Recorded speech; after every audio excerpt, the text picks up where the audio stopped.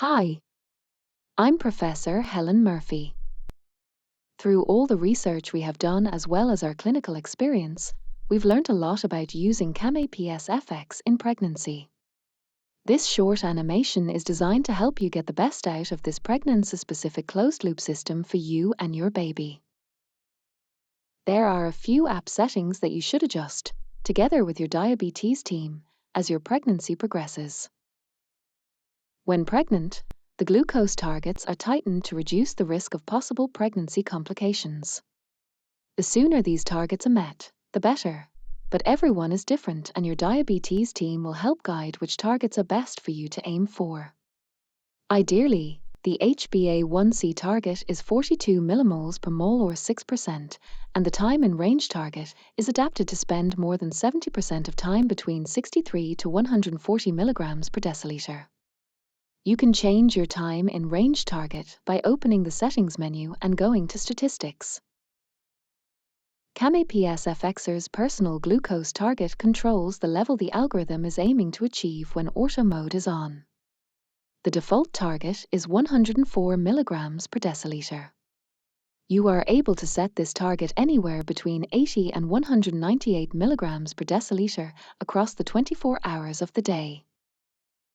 In the first trimester, when the risk of hypos is higher, the personal glucose target is commonly set to 99 milligrams per deciliter. In the second and third trimester, the personal glucose target is often lowered to 90 milligrams per deciliter in the daytime. If appropriate, the overnight target might be adjusted from the evening meal or bedtime to waking to 81 milligrams per deciliter. You can change your target in the Settings and Personal Glucose Target menu. The insulin to carbohydrate ratio needs to be reviewed frequently as the pregnancy progresses and insulin resistance increases. Choosing low glycemic index carbohydrates and keeping the portion sizes small but spreading them throughout the day will help achieve optimal nutrition as well as target glucose readings. Ideally, insulin should be given at least 10 to 15 minutes before eating. This timing may need to be increased later in pregnancy. Boost is a feature that makes CamAPS FX more responsive to help bring glucose levels back into range more quickly. During pregnancy, we encourage you to use Boost more often. For example, if your glucose level is high after a meal, using Boost for 2 to 4 hours can really help. If Boost needs to be used frequently, your insulin to carbohydrate ratios and bolus timing might need to be reviewed. Please check for ketones if your glucose is running high. Seek urgent advice from your diabetes team if ketones are present. Please immediately change your infusion tubing, cannula, and reservoir if you are running high and Boost is not bringing glucose levels down. As the pregnancy progresses, you may need to change your infusion set and reservoir more regularly, possibly every 1 to 2 days, to ensure that you are absorbing the insulin properly.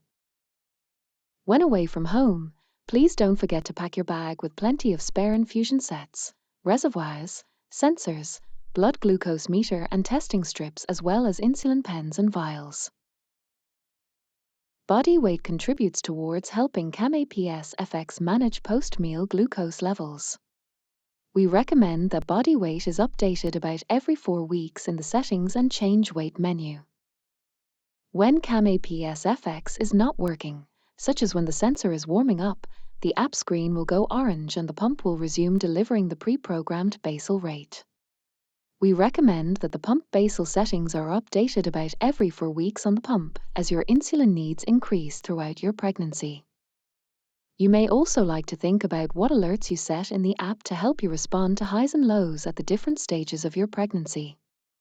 Please speak with your diabetes team about what alerts are right for you. You can share your diabetes data with your healthcare team as well as loved ones in a few different ways in the Share menu. You can automatically stream your data to Gluco or MyLife Cloud as well as a loved one following you in real time via the companion feature. Towards the end of pregnancy, it is good to plan the setting changes that need to be made at the birth. The personal glucose target needs to be increased to at least 108 milligrams per deciliter across the 24 hours of the day, just before or after the birth. Agree more relaxed insulin to carbohydrate ratios with your diabetes team, which can be programmed into the CamAPS bolus calculator settings after the birth. Program a reduced pump basal pattern B on the pump. Pattern A's basal rate would have been increased throughout the pregnancy as a safety net, in case CamAPS FX couldn't work. Only swap to pattern B on the pump when the baby is born. All these changes should be written down in your medical notes, and you should also have a copy. During the birth, CamAPS FX can continue to manage insulin delivery, if agreed with your healthcare team.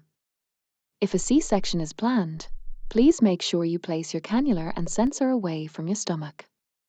Please also check the accuracy of your sensor and calibrate or replace it if the sensor is reading more than 55 milligrams per deciliter above or below your blood glucose reading when your sensor arrow is stable.